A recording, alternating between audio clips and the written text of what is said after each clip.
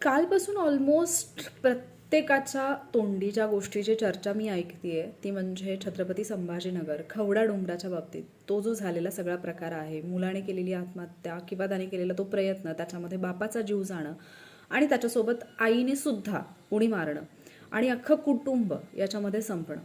काहींचं म्हणणं आहे की तो स्मार्टफोनमुळे झालेला वाद आहे, कारण काहीही असू शकतं.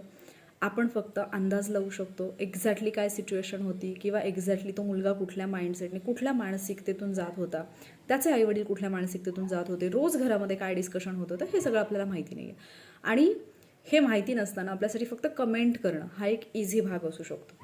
पण ज्या गोष्टी ॲज अ काउन्सलर म्हणून सध्या मी पाहते किंवा ज्या पद्धतीच्या केसेस, ज्या पद्धतीच्या समस्या घेऊन लोक माझ्याकडे येत आहेत, ज्या पद्धतीचे प्रॉब्लेम्स माझ्यासोबत शेअर केले जातात, त्याच्यावरून बऱ्याचशा गोष्टी ज्या जाणवल्यात, एक फार मोठी दरी जी आहे ना ती बनत चालली आहे, वाढत चाललेली आहे प्रत्येक कुटुंबामध्ये, प्रत्येक रिलेशनमध्ये. आणि ती दरी संपवता येत नाही आहे. संपवण्याचा कदाचित प्रयत्न केला जातोय, पण कधी कधी तो प्रयत्न एकतर्फी असतोय किंवा कधी कधी जी व्यक्ती प्रयत्न करते तिला असं वाटतं की मी तर ट्राय करत आहे, पण ॲक्च्युली तो प्रयत्न नसून समोरच्या व्यक्तीवरती केलेली जबरदस्ती असू शकते. बऱ्याचदा आपण आपण काय वागतोय याचं कुठेही परीक्षण करत नाही आहे. परवाचा किस्सा सांगते. परवा मी गावी गेले होते. एक कार्यक्रम होता, धार्मिक विधी होता, त्याच्यासाठी मी गेले होते. आणि मग नेहमी गेल्यानंतर एक असतं की आपल्यापैकी कोणीतरी एक काहीतरी वेगळं करतंय म्हटल्यानंतर लोक येतात, बोलतात. सो 2 केसेस मी अशा पाहिल्या तिथे. एक मुलगी जी शिकलेली आहे, ती सुद्धा त्या कार्यक्रमासाठीच आलेली होती. तिचा मुलगा, तिने ज्या पद्धतीने तिच्या मुलाला शिकवलेल्या होत्या गोष्टी किंवा ज्या पद्धतीचे संस्कार दिलेले होते, आय 100% ॲप्रिशिएट.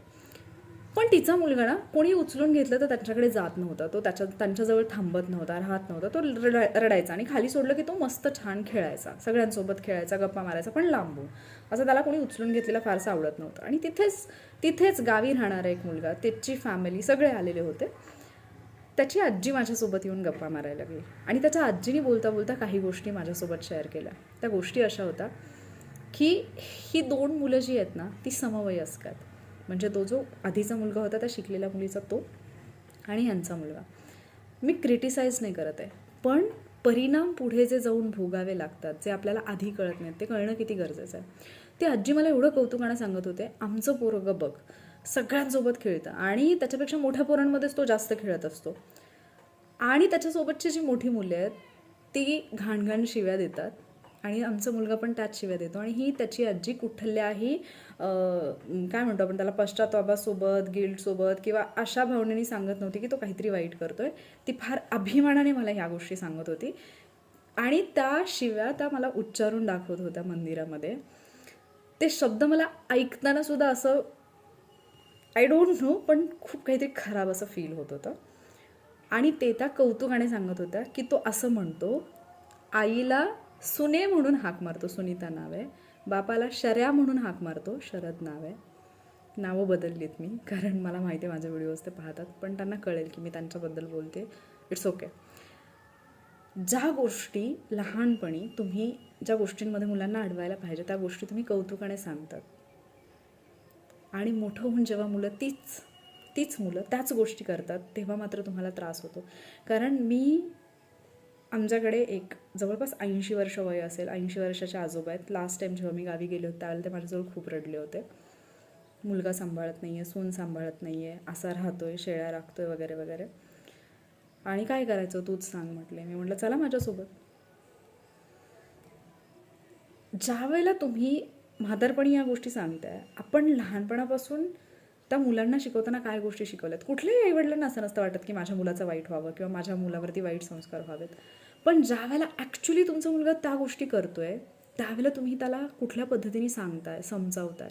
एखाद्या गोष्टीसाठी लहान बाळ जेव्हा हट्ट करतं, हे मी सर्रास, म्हणजे ज्या मुलीचं मी उदाहरण दिलं ना, ती सुद्धा जो प्रॉब्लेम फेस करते, किंवा अशा माझ्या खूप सगळ्या स्टुडंट आहेत MPSC करणाऱ्या ज्या एक सेम प्रॉब्लेम फेस करत आहेत की मला माझ्या मुलासाठी काही रूल्स जे आहेत ते सेट करायचे आहेत, काही गोष्टी मला त्याला सांगायचं की हे योग्य नाही आहे, हे अयोग्य आहे. मग ते खाण्यापिण्याच्या बाबतीत सुद्धा असेल की तू पॅकेज फूड जे आहे ते खाऊ नकोस, तू चॉकलेट्स खाऊ नकोस, केक खाऊ नकोस, किंवा चिप्स, वेपर्स, कुरकुरे असलं खाऊ नकोस.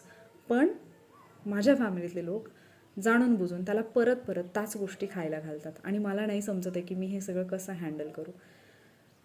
म्हणजे एक तर पहिली गोष्ट, आपण कुठल्या गोष्टींना प्रमोट करतो लहानपणापासून मुलांसमोर, त्याच्याही पुढे जाऊन मुलं ते करत नाहीत जे तुम्ही सांगता, मुलं ते करतात जे तुम्ही करता, जसं तुम्ही वागतात.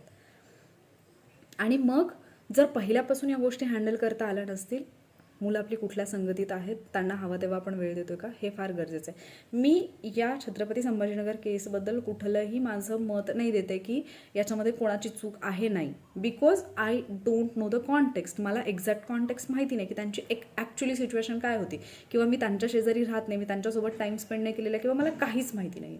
त्याच्यामुळे मी ही गोष्ट नाही म्हणू शकत की याच्यामध्ये आई वडील चुकीचे आहेत, मुलगा चुकीचा आहे.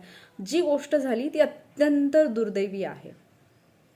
पण आत्ता जे मी या कॉन्टेक्स्टमध्ये सांगते की ज्या समस्या माझ्यासोबत शेअर केल्या जात आहेत, सगळ्यात मोठा प्रॉब्लेम हा आहे की संवादच होत नाही आहे.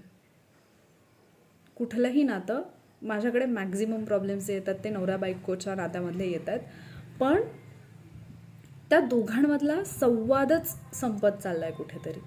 म्हणजे एकाला बोलायचं असतं, दुसरा फोनमध्ये बिझी असतो, दुसऱ्याला जेव्हा बोलायचं असतं त्यावेळेला पहिली व्यक्ती कामामध्ये बिझी असते, काहीतरी कारणामुळे संवादच होत नाही. आणि जेव्हा दोघांनाही टाईम मिळतो त्यावेळेला ते एकमेकांशी बोलायला तयार नसतात, कारण आधी जे काही झालं त्याच्यावरती त्यांना भांडायचं असतं. कित्येक नाती जी सुरुवातीला एवढी सुंदर होती, त्या नात्यातली सुंदरता कुठेतरी हरवलेली आहे. कारण काय, एक तर इगो आडवा येतोय, मीच का बोलू, मीच का माफी मागू, मीच का सॉरी म्हणू, आणि मग त्याने असं वागलेलं होतं ते मी इतक्या सहजासहजी कसं सोडून देऊ. आणि जर तुमचा संवादच नाही झाला ना, तर तुम्हाला एकमेकांची मनं कधीच नाही कळणार. परवा एक मुलगी भेटली, 10वी-11वीचं वय आहे. वडिलांना इतकी भयानक घाबरते, भयानक म्हणजे घरात बसलेली असेल आणि बाहेर वडिलांच्या गाडीचा आवाज जर आला तर ती अशी डायरेक्ट अलर्ट मोडमध्ये. मग मला ते कुठेतरी असं वाटलं की काय, असं नाही असायला पाहिजे. भीती असावी, आदरयुक्त भीती असावी, पण ती इतकी जास्त असू नये. आपली मुलं आपल्याजवळ जर व्यक्त होऊ शकत नसतील, आपली मुलं आपल्याबद्दल म्हणजे आपल्याजवळ त्यांच्या मनातलं जर बोलू शकत नसतील, त्यांना जर त्यांचं मन व्यक्त करण्यासाठी, त्यांना काय वाटतं त्यांच्या भावना व्यक्त करण्यासाठी घरामध्ये ती जागा मिळत नसेल, मुलं ती जागा बाहेर शोधतात. मागच्या आठवड्यातला किस्सा आहे. एक पॅरेंट भेटायला आले, रिलेटिव्हमध्ये आहेत. त्यांनी सांगितलं की मुलगा म्हणजे छोट्यातली छोटी गोष्ट घेताना, 10 रुपये खर्च करताना आम्हाला विचारणारा मुलगा, कुठलीही गोष्ट आमच्या परवानगीशिवाय न करणारा मुलगा, आमच्यासमोर एका मुलीला घेऊन येऊन उभा राहिला आणि म्हटला की मला हिच्याशीच लग्न करायचं आहे, तुम्ही हो म्हणा नाही म्हणा मला काही फरक पडत नाही. आणि जी माणसं माझी काळजी करत नाहीत किंवा ज्यांना मला काय वाटतंय ते समजत नाही आहे, मला त्यांचा विचार करायचा नाही आहे. आणि त्या आईवडिलांनी, मला माहिती आहे, मी स्वतः पाहिले की त्यांनी त्याच्यासाठी एवढी मोठी स्वप्न पाहिलेली आहेत, एवढं सगळं केलं आहे. त्याच्या लग्नाला विरोध नाही आहे, त्यांचा त्या मुलीसाठी विरोध नाही आहे. त्यांना ही गोष्ट फार जास्त त्रास देऊन गेली की कालपर्यंत छोट्या छोट्या गोष्टीसाठी आम्हाला विचारणारा आमचा मुलगा अचानक एवढा मोठा डिसिजन घेतो आणि तो अशा पद्धतीने आमच्यासमोर मांडतो. आणि तोही इतक्या नेक्स्ट लेवलला गेला आहे की आता त्याला आमच्या असण्या नसण्यानेही काही फरक पडत नाही, आमच्या मताचंही त्याला काही घेणं देणं नाही आहे. त्यांनी मतही विचारलं नाही, त्यांनी त्याचा निर्णय कळवला. त्याच्यातून बाहेर पडणं त्यांना खूप कठीण जायला लागलं. मग हे का होतं, ज्यावेळेला आपण आपल्या फॅमिलीसोबत, फॅमिलीतल्या कुठल्याही मेंबरसोबत जेव्हा आपण टाईम स्पेंड करतो आहे, आपण खरंच त्यांच्यासोबत तो टाईम स्पेंड करतो आहे का, आपण खरंच घरातल्या गप्पा त्यांच्यासोबत मारतो आहे का, आपण खरंच त्यांच्या लाईफमध्ये काय चाललं आहे हे जाणून घेतो आहे का, हे फार इम्पॉर्टंट आहे.